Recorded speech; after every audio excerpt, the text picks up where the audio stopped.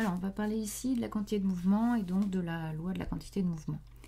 Donc, pour un point M déjà, ponctuel,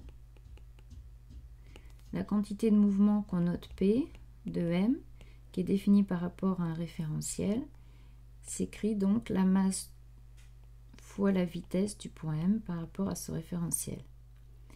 Donc, si on prend maintenant un ensemble de points matériels, la quantité de mouvement par rapport à R sera égale donc à la somme de tous les pays par rapport à R, c'est-à-dire à la somme sur I DMI VI, donc V des points MI. Donc si chaque point est un point MI avec une masse petit mi. Donc on définit le barycentre au centre d'inertie du système, notre AG,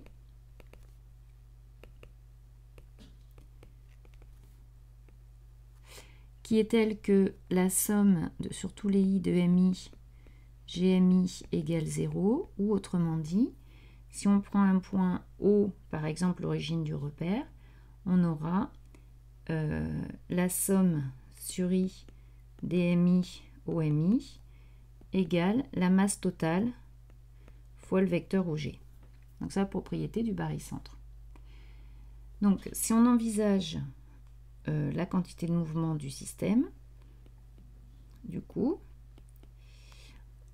on a écrit que c'était la somme sur I DMI V de MI par rapport à R, c'est-à-dire ça va être la somme sur I DMI D de OMI sur DT par rapport à R.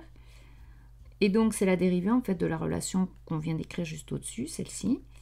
Et donc ça va être égal à M total fois la dérivée de OG par rapport au temps dans le référentiel R, c'est-à-dire M total fois la vitesse de G, donc du barycentre par rapport à R.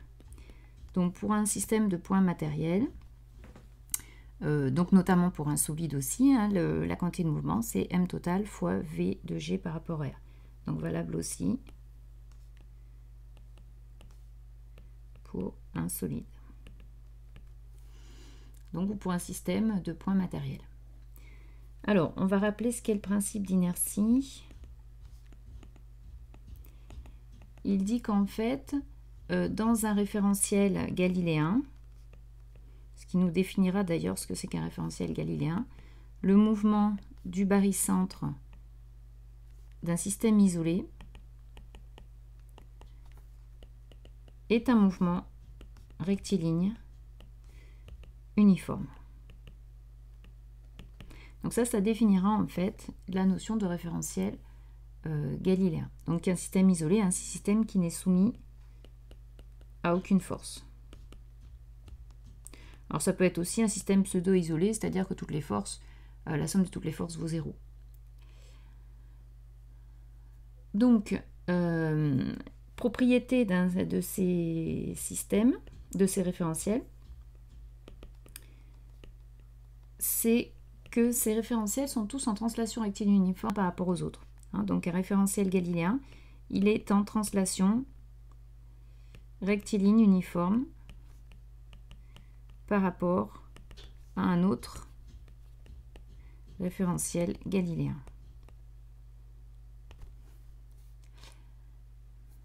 Alors du coup, dans un tel référentiel, on a ce qu'on appelle le principe fondamental de la dynamique ou la loi de la quantité de mouvement.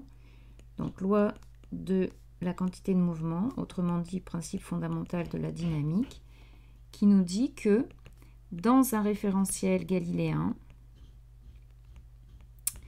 pour un système fermé, c'est un système qui conserve toujours les mêmes points matériels au cours du temps, donc qui est constitué toujours des mêmes atomes, hein, voilà. Donc pour un système fermé, on a d de P sur dt, donc dans R, égale la somme des forces extérieures exercées sur le système. Donc, ça s'écrit aussi, d'après ce qu'on a expliqué tout à l'heure, on a montré tout à l'heure que pour un système de points, P, c'était m total fois la vitesse du barycentre par rapport à R. Si on dérive ça par rapport au temps, la masse étant constante, puisqu'on a un système fermé, justement, donc il conserve sa masse, puisqu'elle conserve les mêmes molécules à l'intérieur. La masse totale peut sortir de la dérivée, et on a donc un dp sur dt qui est égal à d sur dt de masse totale fois v de g par rapport à R, c'est-à-dire qu'on trouve que c'est m total fois l'accélération de g par... Donc là, on retrouve aussi, on peut écrire aussi, égal m fois a de g par rapport à R, où m est la masse totale donc de notre système. Donc attention, ce principe fondamental, si on a un point matériel, il nous donne le mouvement du point en fait, mais si on a un ensemble de points matériels, notamment un solide, il va nous donner le mouvement uniquement de son barycentre. Donc ne donne le mouvement que de G, donc un système qui est plus compliqué qu'un seul point matériel. Alors on retrouve ici bien sûr ce qu'on a dit tout à l'heure, c'est que dans un référentiel galiléen, si le système est soumis à aucune force, somme des forces extérieures vaut 0, on retrouve que l'accélération du barycentre vaut 0. Et donc on a un point matériel, donc puisqu'ici c'est pour un point matériel, donc il est en mouvement rectiligne, le barycentre, qu'est-ce que j'ai dit tout à l'heure, le mouvement du barycentre, voilà, d'un système isolé est un mouvement rectiligne uniforme, c'est exactement ce qu'on trouve ici puisque l'accélération de ce barycentre est nulle. Alors évidemment, si jamais l'accélération du barycentre était donc nulle, c'est-à-dire si la vitesse du barycentre varie soit en norme soit en direction, forcément ça veut dire qu'il y a des forces qui s'exercent dessus. Donc remarque, si la vitesse de G par rapport à R varie en norme ou en direction, alors évidemment il existe des forces extérieures qui s'exercent dessus. Alors au niveau des forces extérieures, donc à chaque fois il va falloir faire bien sûr un bilan des forces qui s'exercent sur le système. Quand on fait un bilan des forces extérieures, on peut s'intéresser, donc séparer ça en deux types de forces différentes. Les forces exercées à distance, c'est-à-dire sans contact, ça va être toutes les forces liées à des champs, ça peut être donc des forces gravitationnelles, donc notamment le poids.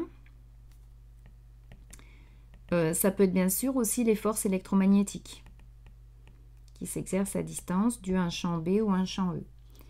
Et puis donc on a les actions de contact qui vont être par exemple la tension d'un fil qui touche le système, ça va être une force élastique d'un ressort, ça va être une force exercée par le support, exercée par le support,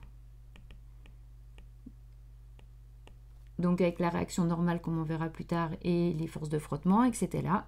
Ça peut être des forces de pression dans un fluide, etc. Force de traînée dans un fluide.